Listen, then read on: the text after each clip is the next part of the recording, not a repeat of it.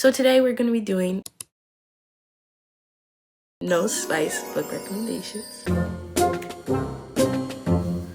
Hi guys, welcome to my channel. If you're new here, welcome. If you're not new here, welcome back. I miss you so much. This week, okay, so if you've been watching my channel, oh my god, this thing is shaking so bad. If you've been watching my channel for the past week, I got a cold and I sprained my ankle and a bunch of health stuff happened to me. So we're on bed rest. So I'm doing a little bit of a series on my channel because I don't have any other things to do and I can't film any like true videos. So today we're going to be doing no spice book recommendations. I'm so excited. It's a sunny day outside. It's Easter. I just feel good. I don't have any categories. I just pulled them off my shelves and we're gonna talk about them. Let's get started. Starting off, we have a couple of YAs. First, we have the Summer I Turned Pretty trilogy. Now, these are books that I hesitate to pull out. It's not that they're not good books. It's just that they're kind of YA. I feel like they're kind of older and they're not something I'm not completely sure if I would recommend today. But I did love these books at a time and they helped me get into reading. And when I was first starting off reading, it's just so important just to find books that you love. I feel like so many people know about the books or the shows. It's set in the summer and it's following Belly. She's just turned pretty this summer and it's like the summer everything changes. She gets her braces off, she gets her glasses off. She feels like a whole new person and she's finally getting noticed by this guy who she's always been in love with. She's grown up with these boys. Now this summer, everything's different. I love it. I love it. Every single day, I'm so excited for Summer I Turned Pretty summer. I am so happy I got to experience this book. So Jenny Han was my first favorite author and I am just obsessed with them. I would definitely recommend them. There's no spice, they're YA, they're really easy reads, especially if you just want to get more of the show. I think each book is under 300 pages. Following that trend, I don't have all the books, but To All the Boys I Loved Before, which is actually, if anyone ever wants to hear this story, actually I have nothing else to do, so I'm going to tell the story. I don't like books. The one thing that I remember vividly, I was scrolling through Netflix, I saw To All the Boys I Loved Before, and I was like, I remember hearing that name. I just picked it up and I watched the movie and I binged watched those movies until about 3 a.m. in the morning. And then I walked to the library the next day and I picked up the books and I was like, I'm so obsessed with it that I did it again for The Summer I Turned Pretty. And then I was like, okay, like I don't like books. I'm just a reader who rereads books that I've already seen. I only read books that I watched a TV show for. And then it was like Twilight, and then it went to It Ends With Us, and then it went, can you take me to Target so I can get books? And then it all just spiraled out of there. So I have this book to thank for that. I only bought P.S. I Still Love You, which I think is the second book. This is the series To All the Boys I Loved Before. We're following, me forgetting her name is crazy. We're following Lara Jean. She is just this really innocent teenage girl. She loves to craft. She loves to bake. Her room is always dirty. She's always written letters to all the boys she's ever loved in her lifetime. And one day those letters get released by someone that we're not completely sure yet. One of the letters finds its way to all-star popular guy at her school, Peter Kaminsky. They start to fake date for their own benefit. It is To All the Boys. I will stand 10 toes behind that whole series, the book, all of it. I think it is one of the best things ever produced. Jenny Han, she knows what to do. She knows how to write a book and she knows how to turn it into a movie and do it well. She is the best. Similar notes and like similar high praises to a certain author, we have Lynn Painter. Me and Lynn Painter, yes, me and Lynn Painter, I have read all of her books, everyone, except for her like adult romances. First off, we have Better Than the Movies, 5 stars. That was a 5-star read. It was easy. Liz and Wes, perfect. It is advertised as the perfect rom-com, and I can tell you, it's like the chain of World's Best Pizza, World's Best Pizza, World's Best Pizza. It's the best pizza. It's the best rom-com. It's the true World's Best. Hands down, it can have it. I don't have the book with me, but I do have her other books. I'm also gonna recommend The Do-Over, just to sell you a bit more. I have the Valentine's Day edition that they released. I don't know when they released this. It has like little hearts for the edges. This book is about a Groundhog Day story. So basically for Valentine's Day, this girl, she gets cheated on or she finds out something about her boyfriend. So she basically relives this day over and over and over again with this guy.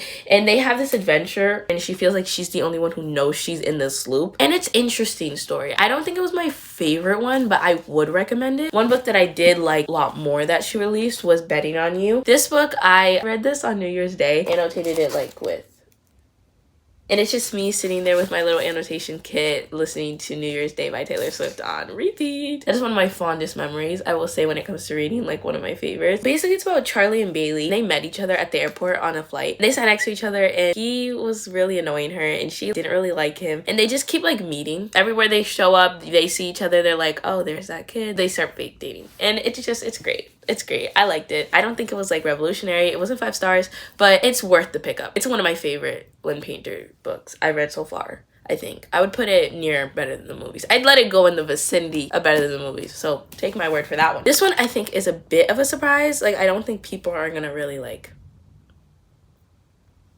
think I was going to say this. The Magnolia Park series by Jessa Hastings. Now, the rest of the books are included in this, but they're under the camera right now. You can't see, but you're on it. So I think this is a surprise because a lot of people, it's not advertised as no spice, but there is no spice. There's no spice mentioned in it. The topic will come up, but she never in her books describes it. There would never be a description of what is happening in her books. And you kind of just have to pick it up. There is no spice in it. There is no graphicness. And you want to pitch for this book? I've got you. It's about Magnolia and BJ. It's about Christian, Daisy, and Julian. They each have their own books. So there's Magnolia and BJ's books, there's Christian, Daisy, and Julian's books. We're following London's most elite. These characters who are high society, they're famous, they're going through their lives, but there's pivotal moments going on for them, and there's like really big events happening to them. Just seeing their day-by-day drama, and you would think that the story is like lackluster because there's not a plot, but the plot is just them, and they are enough to be a plot. Let me tell you, the writing style of the book,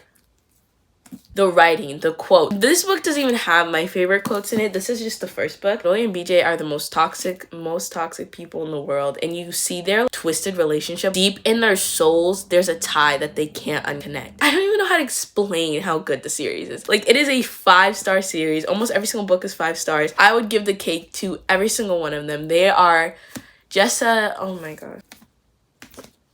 What can you even say? It is so worth it. I think there's a love and a hate relationship with this book. Some people hate them, some people love them. You need to get past this book. I don't think this book is an accurate representation of the series. Obviously, Magnolia and BJ are like this, but the second and the third book, it is too good to miss out on because you didn't like the first one. What can someone say? What can someone say to define perfect? Like, this is brilliant. And I don't even say brilliant like that. This is like magnificent, like interstellar. Like, this is beautiful. This series puts air into my lungs. Like, I need it. Okay, this recommendation is it's a little out of the romance category. It's a bit risky for what this book is about, what this video is about, but it's like a soft fantasy. And I don't think it's very high stakes, and it's kind of calmer, and it's more like high Regency fantasy. We have Half a Soul by Olivia Atwater. This book is following Theodora. They call her Dora, but her name is Theodora Eddings. Half of her soul is missing from her, so she is lacking certain emotions. So she doesn't feel embarrassment, and she doesn't feel fear. She is so unacceptable in their high society because she's not embarrassed, she doesn't feel fear, she doesn't conform to them, and she is just going through her life with half a soul. It takes you on a story with her that is like, it is so enjoyable. And it is so pleasant. I didn't expect that. And a certain someone, he finds out about what she's going through, kind of go through this journey of trying to, I don't know if save her is the right word, but they're trying to get to the bottom of this half a soul situation. It goes deeper, and the person responsible for it is also the person responsible for hurting these kids. And it's just like a whole story that you like don't expect to come out of this. It is just really pleasant. And I really enjoyed it. And there wasn't spice. And I love their romance. And I actually am going to read you my favorite quote from this book because it is so worth mentioning. It gave, what is it called? The classic with the hand where he does this, and it's like, what is the classic called? It gave I don't know. I don't remember. Listen here, Miss Eddings. I am in love with you. You deserve to hear that. I love your wit and your cleverness. I love that you are kind, but almost never nice. I love your eyes and your hair and your freckles and the fact that you smell like some monstrous floral perfume all the time. He paused, now looking somewhat offended at himself. And I love to dance with you. That is worst of it by far. It's just pleasant. It's just quite so pleasant. I loved it. Please pick it up.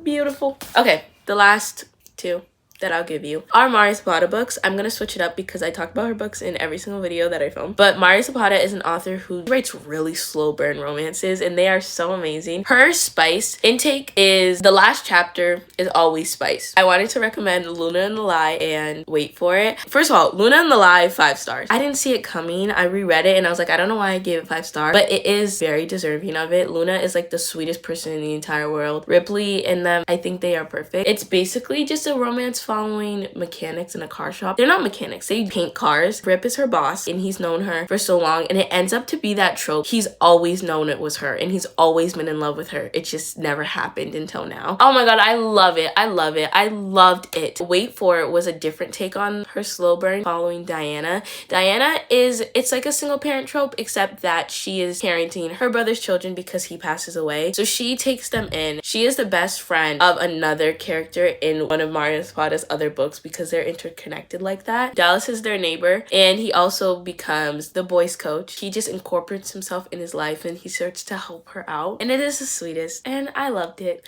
And that's all I have to say, that I loved it. And all these books are all over my bed now. Yeah, these are my no spice book recommendations.